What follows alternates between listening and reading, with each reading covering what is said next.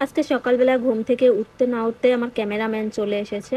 তো ভাবলাম যে ক্যামেরাম্যান যেহেতু চলে এসেছে তাহলে আমি আজকে সকাল থেকে কি কি কাজ করি এই ব্লগটা আজকে আমি দেব।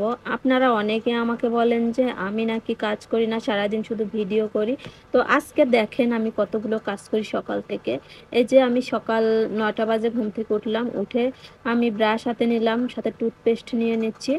তো আমি আমার কাজটা এখান থেকে শুরু হয়ে যায়। আপনারা সবাই দেখতে থাকেন আমি কতটা কাজের মধ্য দিয়েও তারপরে আমি ভিডিও মেক করি, ভিডিও আপলোড করি, সব কিছু করি। আসলে মানুষের হচ্ছে ইচ্ছা শক্তি থাকতে হবে, মানুষের ইচ্ছা শক্তিটাই মেন, ঠিক আছে? যে কোনো কাজ করার আগে যদি আপনার কোনো ইচ্ছা শক্তি না থাকে তাহলে আপনি কোনো কাজই করতে পারবেন না। আর যদি আপনার ইচ্ছা থেকে থাকে, ইচ্ছা থাকলেই উপায় হবে, ঠিক আছে? তো এই যে দেখেন আমি ঝাড়ু হাতে নিলাম।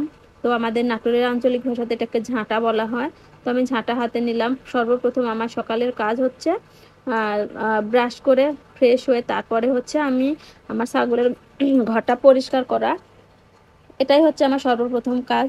আমার ছাগলের ঘরটা সুন্দর মতো পরিষ্কার না করলে আমার খাবার পেটে যায় না, কেন জানি অসম্পূর্ণতা লাগে। আমার ছাগলগুলোকে আমি এতটাই ভালোবাসি যে আমি নিজে একটু মানে দেরিতে খাই, কিন্তু ওদেরকে আমি খাইতে দিতে বিন্দু মাত্র দেরি করি না। এবং হচ্ছে আমি মানে আমি কষ্ট করব কিন্তু আমি ওদেরকে কষ্ট দেই না।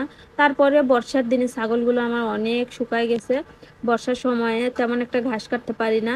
আর ছাগল তো পোয়াল ভুসি আর কতটুকুই বা খাইতে পারে। তো আমি পোয়াল ভুসির উপরে রাখতেছি, কিন্তু হচ্ছে আমি ঘাস কাটতে পারি না ঠিক মতো, তাই জন্য ওদেরকে আমি ঠিক মতো কাঁচা ঘাসটা দিতে পারি না।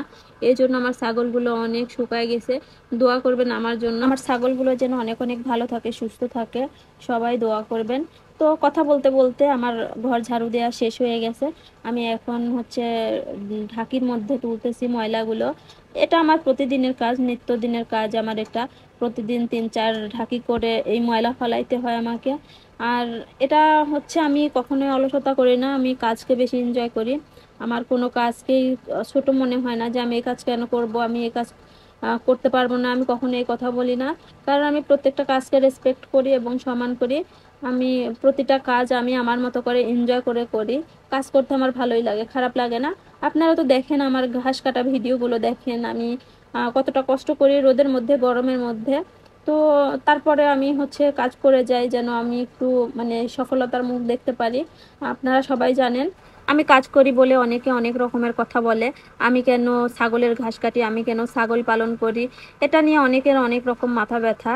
তো আমার সাথে নাকি এই কাজগুলো যায় না, আমি কেন এই কাজগুলো করতে যাব, অনেক রকম কথা বলে। আমি কারো কথায় কান দেই না। আমি আমার লক্ষ্যে পৌঁছানোর চেষ্টায় আছি, দোয়া করবেন আমার জন্য। আজকে ভিডিওটা এখানে শেষ করে দিচ্ছি। আমার কথার মাধ্যমে যদি ভুল ত্রুটি হয়ে থাকে সবাই ক্ষমা সুন্দর দৃষ্টিতে দেখবেন। আল্লাহ হাফেজ, টাটা অ্যান্ড টেক কেয়ার।